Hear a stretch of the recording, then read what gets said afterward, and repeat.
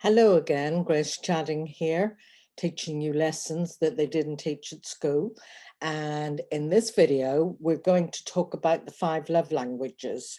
And as you can see here, it was a New York's bestseller, written by Gary Chapman.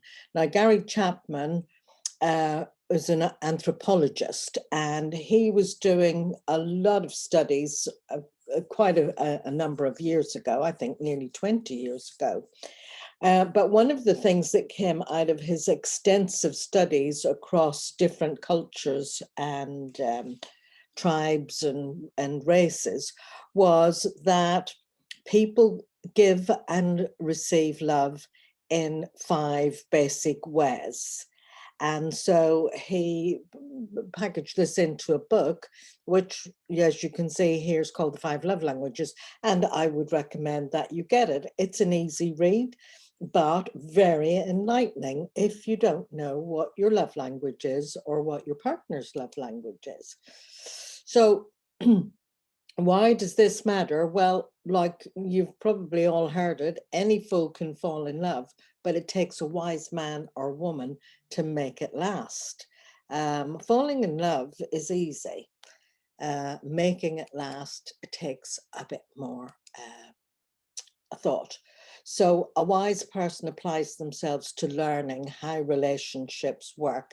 And if you're watching this, then it seems that you're one of those wise people who is actually finding out. I mean, the strapline of Relationship Academy is lessons they didn't teach you at school, because nobody does teach you about these things.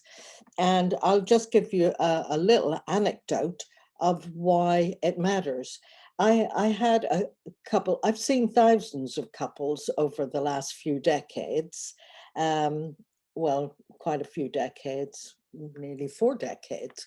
And I've seen so many couples, but one in particular stood out, and they had been married to each other for over 20 years, and they were kind of getting into middle age. And the husband said, no matter what I do, there is no pleasing her. And while he was telling me this, she was rolling her eyes in contempt and heaving a sigh. And he said, I've just finished doing the bathroom. I've worked really hard at doing that, and I had decorated the bedroom for her, but still, look, as you can see, there is no pleasing her. And she said, well, I never see him. He's always working. And I could see straight away that these two people, they had a long history together, and they had a lovely relationship, and they did indeed love each other, but they might as well have been speaking Urdu and some other language, because they just were not connecting or understanding each other at all. So I could see they both had, it was a perfect example of people who were speaking different love languages. So the 5 love languages, here's what they are. One is words, and I'm going to go into detail on each one. Words, quality time, receiving gifts, and acts of service, and physical touch. The quality time includes quality time and attention. So words, all 5 of those are good ways of giving and receiving love, but everybody has a preferred way, one that they will tend to use most. So some people are, their preferred way of showing and receiving love is to say, I love you, or I think you're wonderful. Oh, darling, you look beautiful. So they're expressive verbally. And, everybody likes that, but it may not necessarily be your top way of feeling love, because sometimes it talks cheap. And words, sometimes you might think, well, words don't mean anything if you don't show it. So, but some people really, really, that is their preferred way. And if their partner doesn't actually say and speak it out, I love you, they don't feel loved.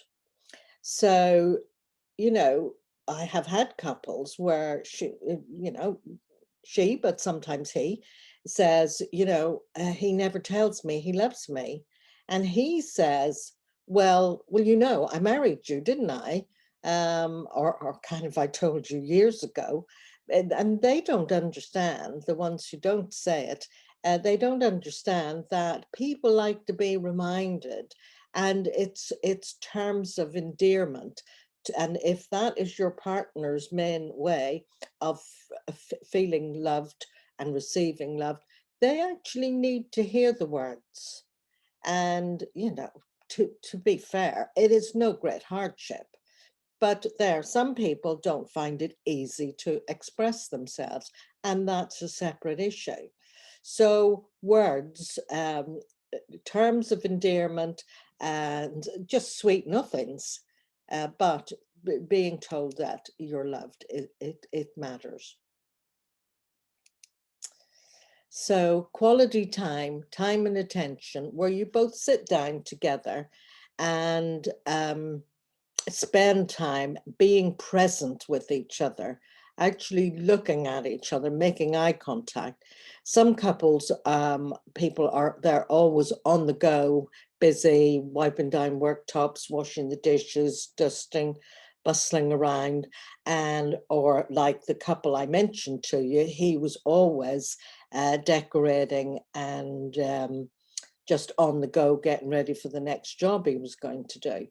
Um, his wife, in fact, her preferred way of having love shown to her was quality time and attention, where they could sit down and know you were going to sit down together and not be rushing or looking at your watch or your phone and dashing off somewhere else, but actually uh, being present with your partner and actually enjoying being there, paying attention to them.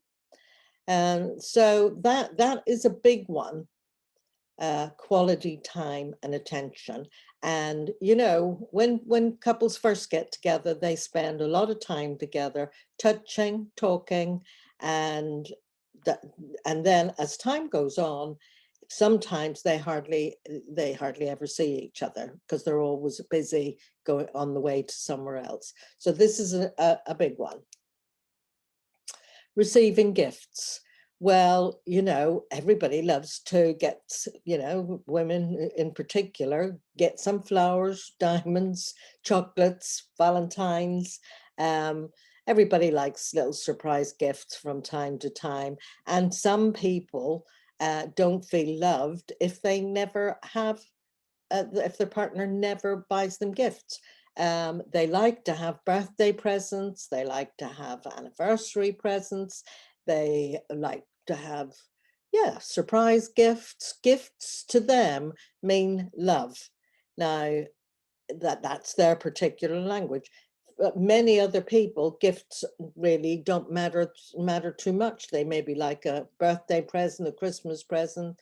Maybe they're not too bothered about an anniversary present. But for some people, it's a big way of showing that you love them.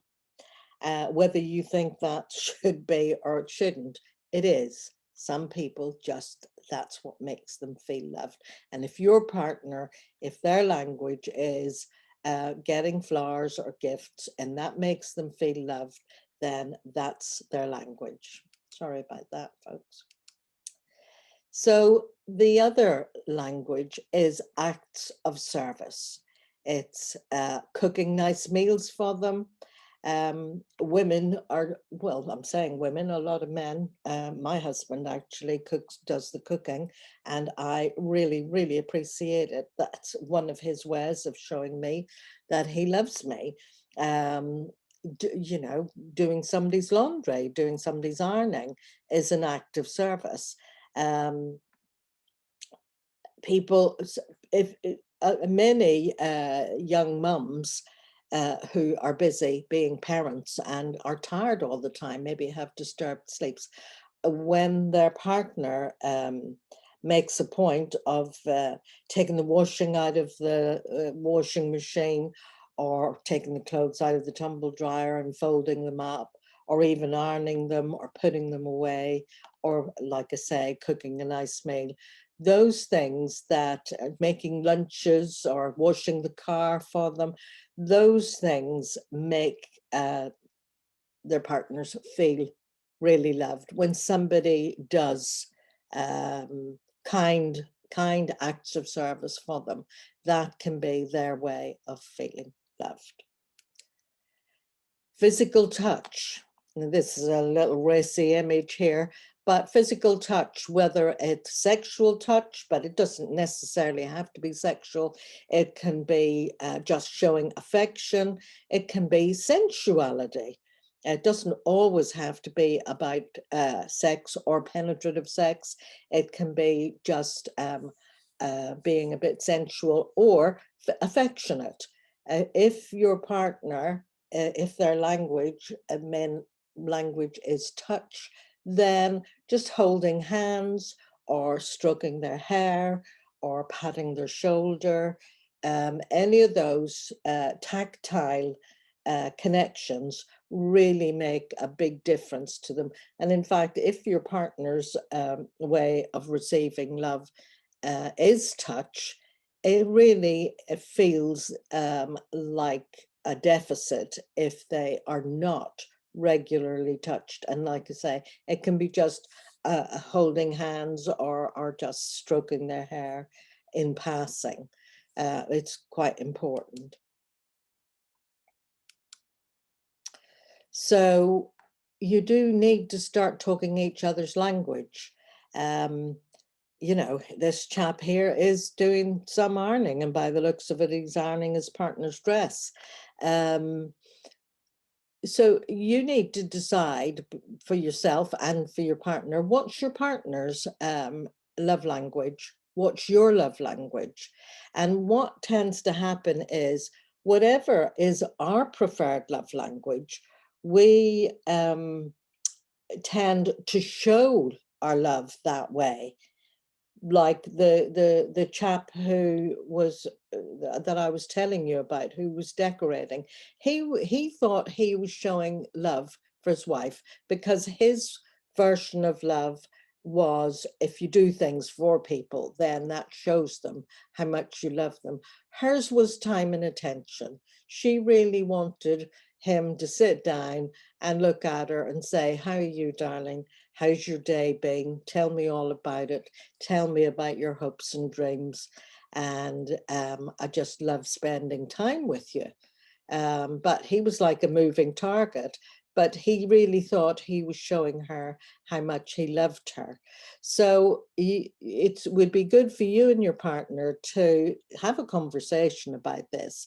And, you know, okay, so maybe you like all of them, but decide which one is your top one, which is the one that makes you feel loved. And it's good to connect with your partner in that way. So just to recap, well, if you write down 3 things that you'd like your partner to do for you, and using your love language and vice versa, and share them with each other.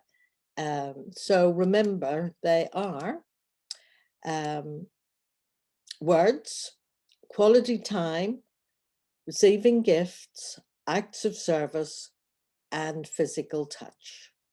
So thank you for being with me, and enjoy speaking your new love languages. Bye for now.